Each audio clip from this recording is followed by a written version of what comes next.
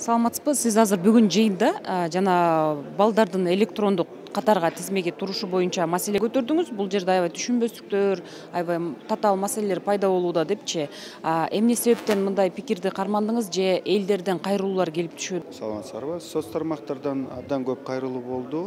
Ата-энелер мага дагы чалышты. Өзүм Ленин районунан болгону менен анда-мындатный көп кайрылуу болду. Биринчиден электрондук порталга кире албайбыз.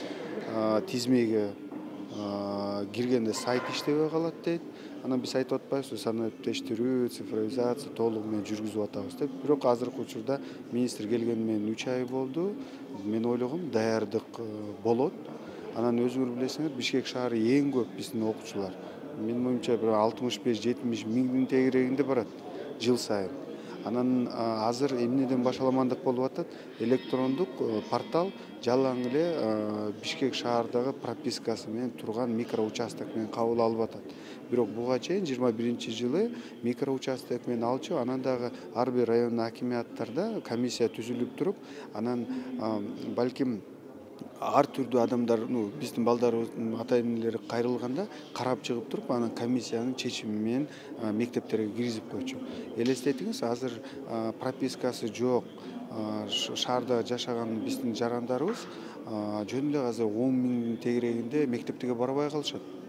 Анан үйдө эле отуруп калат да. Анан биздин милдетибиз билим берип, балдарыбызга бериш керекпиз. Ошол үчүн азыр министрди чакырып туруп, эмне себептен мындай башаламан болуп атат? Саламатсыздарбы. Менин оюмча бул эми 11 жыл бул баягы советтерден калган система.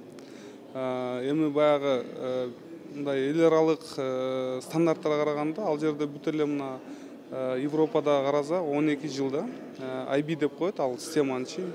Ал жерде бардык 12 жыл окуйт.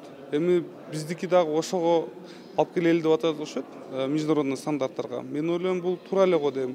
Эми баягы өзгөрүү болуш керек да. Анан эми ал жерден дагы мына нагрузканы кичине азайтабыз деп атат. Мен окудум программасын. Ошол эми бул жакшы көрүнүш деп ойлонуп атам. Анан мына азыркы биздин кесипчилер айтты, электрондук тизме боюнча ал такыр иштебейт. Эмне дегенде көп мектептерде азыр өзүңүз билесиз, бир класста 40 баладан 50 баладан окуп атат. Бул эми баягы эмне деп атат? Биз билим берүү тармагына көңүл бурган эмеспиз да. Мамлекетибиз 30 жылдан бери.